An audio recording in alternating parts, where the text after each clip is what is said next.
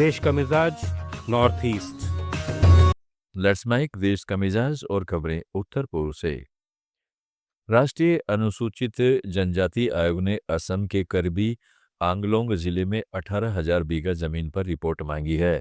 इससे पहले 1,000 megawatt solar project के लिए असम पावर डिस्ट्रीब्यूशन कॉरपोरेशन को दिया गया था। ये प्रोजेक्ट एशियन डेवलपमेंट बैंक के लोन पर टिका था, लेकिन इंडिजिनस पीपल्स पार्टी की शिकायतों के बाद मई 2025 में भारत सरकार ने फंडिंग रिक्वेस्ट वापस ले ली और प्रोजेक्ट रद्द हो गया। अब इस जमीन पर नवेली लिग्नाइट कॉरपोरेशन के साथ 500 मेगावाट का नया जॉइंट वेंचर प्रस्तावित है, जिसमें 1500 से ज्यादा आदिवासी परिवारों के विस्थापन का खतरा है। आयोग ने करबी आंगलोंग ऑटोनमस काउंसिल से जमीन की मौजूदा स्थिति और भविष्य की योजनाओं पर विस्तृत रिपोर्ट तलब की है।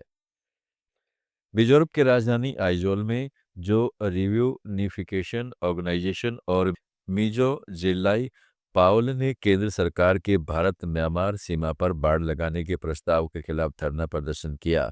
प्रदर्शनकारियों ने चेतावनी दी है कि यह बाढ़ जातीय मिजो लोगों को विभाजन कर उनकी पहचान को खतरे में डाल देगी। ऑर्गेनाइजेशन अध्यक्ष आर संगकाविया ने कहा है कि यह बाढ़ मिजोरम और म्यांमार में रहने वाले मिजो भाइयों के बीच एकता को कमजोर करेगी और हमारी साझा विरासत को नुकसान पहुंचाएगी। पावल अध्यक्ष सी लालनेम रुआटा ने जोर देकर कहा है कि अंतर्राष्ट्रीय सीमाएं देश को अलग कर सकती हैं, लेकिन एक ही जातीय परिवार को नहीं। बाढ़ लगाने के प्रस्ताव का मिजोरम विधानसभा ने भी विरोध किया है। सिविल सोसाइटी संगठनों ने केंद्र से इसे वापस लेने की मांग की है। लेट्स माइक देश का मिजाज नॉर्थ ईस्ट।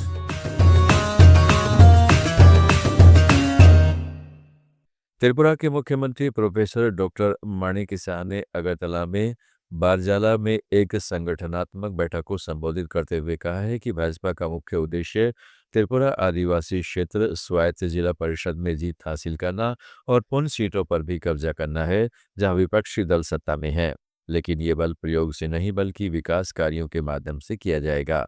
उन्होंने जोर देकर कहा है कि मांसपेशियों की राजनीति लंबे समय तक नहीं टिकती और उनका उदाहरण कांग्रेस गठबंधन सरकार है। डॉक्टर शाह ने कहा है कि सीपीएम की तरह हिंसा और अशांति फैलाने वाली राजनीति भाजपा नहीं करेगी। उन्होंने कार्यकर्ताओं को समाज के राजदूत बताया और कहा है कि गांव में लोगों का भाजपा पर भरोसा बढ़ा है क्योंकि हम पारदर्शी तरीके से नौकरियां और विकास दे रहे हैं। स्वास्थ्य, शिक्षा और निवेश के क्षेत्र में खासी प्रगति हुई है। मेघालय के मुख्यमंत्री कॉनराड के संगमा ने घोषणा की है कि राज्य की नौकरी आरक्षण नीति पर विशेष समिति की रिपोर्ट आगामी बजट सत्र के दौरान विधानसभा में पेश की जाएगी, जो मध्य फरवरी से शुरू होने की संभावना है। शिलोंग में कैबिनेट बैठक के बाद मीडिया ब्रीफिंग में सीएम ने कहा है कि 1975 की नीति की समीक्षा कर बनी इस रिपोर्ट पर कैबिनेट में चर्चा हो चुकी है। रिपोर्ट व्यापक और संवेदनशील है, इसलिए इसके विवरण सदन में पेश होने से पहले सार्वजनिक नहीं किए जाएंगे। अब राज्यपाल से सत्र की मंजूरी का इंतजार है। अरुणाचल प्रदेश की राजधानी ईटानगर में ग्रामीण विकास मंत्री जोजिंग तासिंग ने सरस मेले का उद्घाटन किया, जो 25 फरवरी तक चलेगा। यह आयोजन महिला स्वयं सहायता समूहों की उद्यमिता को बढ़ावा देता है, जिसमें 25 जिलों की महिलाएं और पड़ोसी राज्यों से प्रतिभागी शामिल हैं। समारोह में तो महिला किसान उत्पादक कंपनियों को 357 और 364 लाख रुपए की सहायता दी गई। साथ ही अरुणिमा रिटेल आउटलेट का शुभारंभ हुआ। यहाँ सांस्कृतिक कार्यक्रमों के साथ हस्तशिल्प और पारंपरिक व्यंजनों का प्रदर्शन हो रहा है। वहीं पश्चिमी सियांग जिले के बागरा सर्कल में लगे अनानास महोत्सव बागरा का आज दूसरा दिन है। इसका उद्घाटन लुमला विधायक तसेरिंग लहामू ने किया। महोत्सव का मकसद अनानास की खेती को प्रोत्साहित करना है। विधायक टोपिन एथे और अन्य अधिकारियों ने बगरा को अनानास का कटोरा बनाने पर जोर दिया। साथ ही फल प्रसंस्करण इकाई के पुनरुद्धार और मेगा फूड पार्क की योजना की घोषणा की गई। इस मौके पर अरुणी सेलर स्टेट अनानास वाइन भी लॉन्च की गई।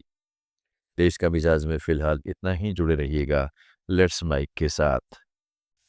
आप सुन रहे थे लेट्स माइक मोर देन